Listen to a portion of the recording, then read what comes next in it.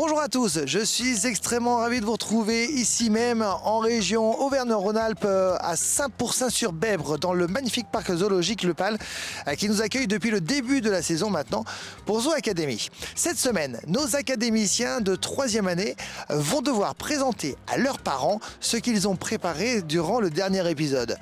Nous allons parler du déroulé justement de cet événement avec Laura dans un tout petit instant. Mais avant cela, revenons justement sur la préparation de ce moment. C'était il y a quelques jours. Précédemment, dans Zoo Academy. Après avoir mis en place l'enrichissement préparé par leurs soins au Caracara UP et au Caracara Montagnard, nos académiciens en 3e année se sont effectivement rassemblés autour de Laura pour préparer une activité afin de la présenter à leurs parents. Dans un premier temps, Gabriel, Tom et Théo avaient pour mission de jeter leurs idées sur un tableau tel un immense brainstorming afin de construire cette chasse au trésor. Dans un second temps, nos académiciens se devaient d'inventer des énigmes pour pimenter le rendez-vous. Enfin, notre équipe est partie en repérage dans les différents endroits du parcours. Que va-t-il se passer aujourd'hui ?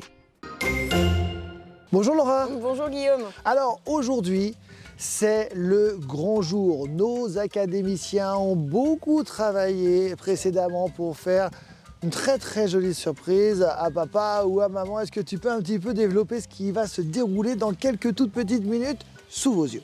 Alors du coup, les enfants vont venir accompagnés d'un parent. Alors ça peut être papa, maman, ça peut être aussi les grands-parents, on verra. Hein. Je ne sais pas qui ils ont invité pour cette séance. Surprise. C'est ça.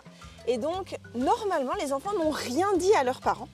Les parents ne savent pas ce qu'ils vont faire. D'accord. Et donc, ils vont partir dans un espèce de petit jeu de piste préparé par les enfants qui vont les emmener un petit peu partout dans le parc avec une petite surprise à la fin. Ah, à manger, à goûter.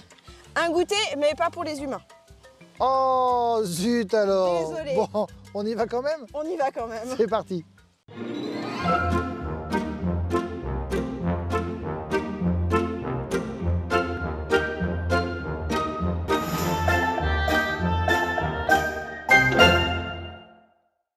L'objectif de la séance, c'est que c'est une séance que les enfants ont préparée au cours des 2 dernières semaines pour vous faire découvrir des choses qu'ils avaient envie de vous faire découvrir dans le parc. Donc c'est vraiment ce que eux avaient envie de vous faire vivre. Donc on va avoir plusieurs petites étapes. Là, c'est vraiment eux qui vont vous guider pendant la séance. S'il y a des questions, surtout, vous n'hésitez pas à les poser à eux. Et puis si jamais il y a des petits doutes, à me les reposer à moi, il n'y a pas de souci. Donc on va essayer de vivre une séance où on va faire plein de choses différentes. Et c'est des choses notamment qu'on a fait avec eux pendant les séances, puisque ça fait d'ailleurs 3 ans qu'ils sont là. Donc du coup, ça y est, ils commencent à avoir fait pas mal de choses au parc. Donc, je vais donner la première carte. C'est qui nous fait la première étape ? Gabriel, tu nous fais la première étape ? Les objets dans la forêt. Il va falloir trouver une feuille verte, des déchets, un insecte et une plume. C'est votre challenge qu'ils ont décidé de vous faire faire aujourd'hui. Vous allez voir, ils ont décidé de vous faire quelques challenges. Je pense qu'on va bien rigoler. Donc du coup, une feuille verte, un déchet, un insecte et une plume. Eh ben, c'est parti!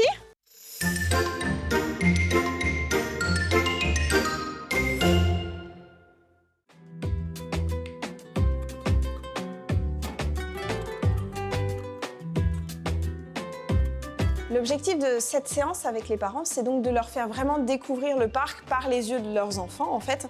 Donc parce que eux ont appris sur le parc. Donc là, c'est vraiment eux qui avaient construit cette séance.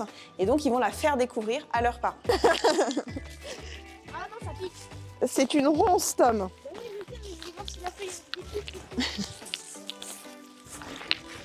J'ai quand même des parents qui sont partis très loin dans la forêt. Ouais. Donc on l'attrape comment, l'insecte ? Bah oui, c'est ça qui est rigolo. Attends, j'ai posé ça dans la... Pas des champignons, Non, pas de champignons. Donc les enfants, ils ont construit vraiment cette séance comme un jeu de piste où l'idée, c'est qu'ils emmenaient leurs parents d'un endroit à un autre. Donc on a commencé par partir un petit peu en forêt où eh bien, ils avaient un petit défi de retrouver des petits objets qu'on pouvait trouver dans la forêt. Quelqu'un a trouvé une feuille verte. Ok, donc ça c'est trouvé. Est-ce que quelqu'un a trouvé un déchet? Ok, il y a un groupe qui a trouvé un déchet. Super, on en a trouvé un. Est-ce que quelqu'un a trouvé un insecte? Ah, alors... J'essaie de lâcher, elle est là.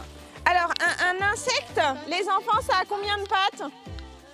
6 pattes. Une araignée, ça a combien de pattes? Donc, est-ce qu'une araignée, c'est un insecte? Non. Et on avait aussi une petite limace que Garance a décidé d'emmener avec elle. Est-ce qu'une limace, c'est un insecte? Bon, allez, on va dire première mission à moitié réussie. Alors, qui nous propose la deuxième mission? Qui c'est qui me fait la deuxième mission? Mathilde? Alors, notre deuxième mission, où est-ce qu'on doit se rendre, Mathilde? Ok, à quelle cuisine? Ouais, on doit se rendre à la cuisine du zoo. Alors là, le jeu, les enfants, c'est vous laissez vos parents se débrouiller pour aller à la cuisine du zoo. C'est facile, hein. Trop facile? Ok, eh ben très bien. Allez, on est parti. C'est sous une légère pluie que parents et enfants rejoignent sans grande difficulté, avouons-le, la cuisine du zoo située pas loin de la forêt. La deuxième étape de notre parcours, c'était de partir en cuisine centrale, donc la cuisine du zoo, avec dans un premier temps une petite découverte de comment fonctionne la cuisine chez nous, de à quoi ça ressemble. En fait, dans la viande, il y a certaines bactéries qui craignent rien pour ceux qui sont capables de digérer la viande, mais par exemple pour les herbivores, donc ceux qui mangent habituellement que de l'herbe, ils ne sont pas capables de digérer ces bactéries-là et ça pourrait les rendre très malades.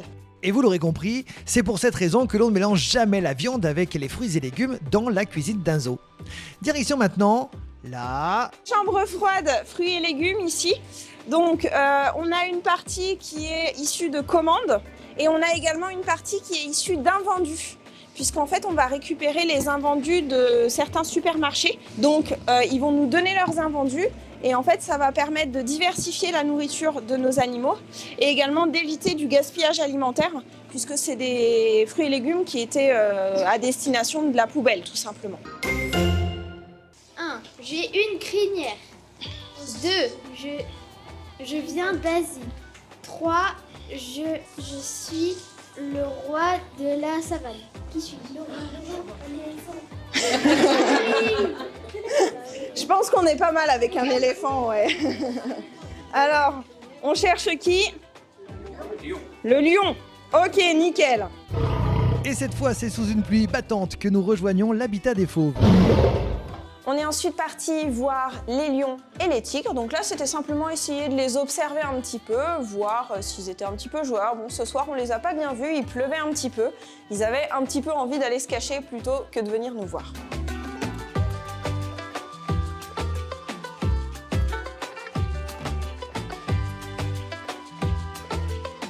Mon cousin habite en Afrique.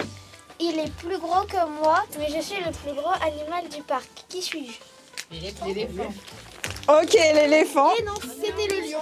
Non, l'éléphant, c'est ça. Et les éléphants du parc sont des éléphants d'Asie que l'on retrouve dans les forêts et les savanes arborées.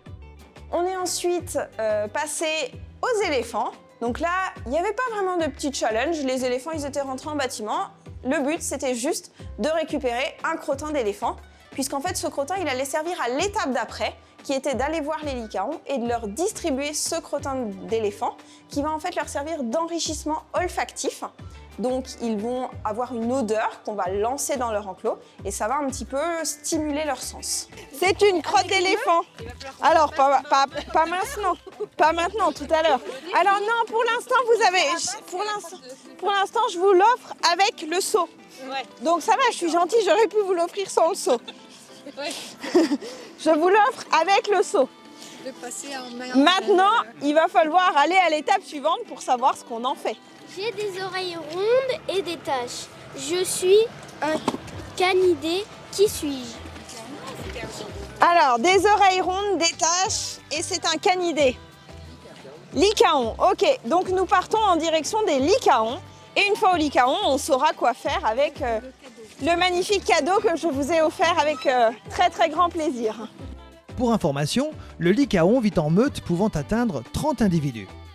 Je vous présente ma grand-mère. Elle s'appelle Danielle. Elle a 70 ans. Mamie, quelle activité que tu as le plus préférée pour le moment? Les cuisines, finalement. Donc, ce que je vous propose, c'est de venir prendre un gant et puis de faire du lancer par-dessus du crottin d'éléphant.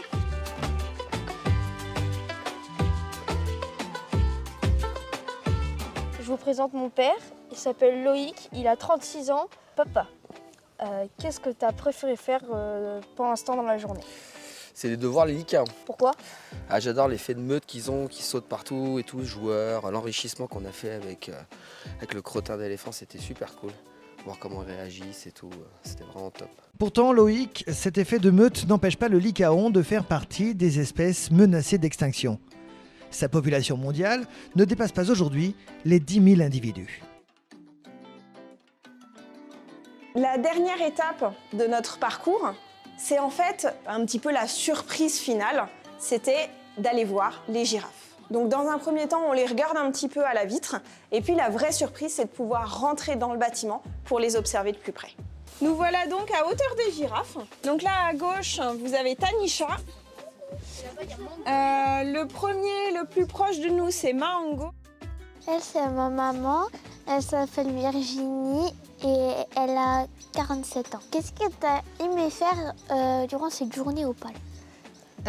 J'ai aimé tout ce qu'on a fait, mais c'est vrai que j'ai quand même une petite préférence pour les girafes. J'avais jamais vu un animal sauvage d'aussi près. Et oui Virginie, un animal sauvage qui mesure de 4,30 m à 5,30 m et qui pèse de 800 kg à 1,3 tonne. Saviez-vous que pour irriguer son cerveau situé à 2 mètres au-dessus du cœur, la girafe a une pression artérielle 3 fois supérieure à la nôtre. Ainsi, 76 litres de sang sont propulsés vers son cerveau chaque minute.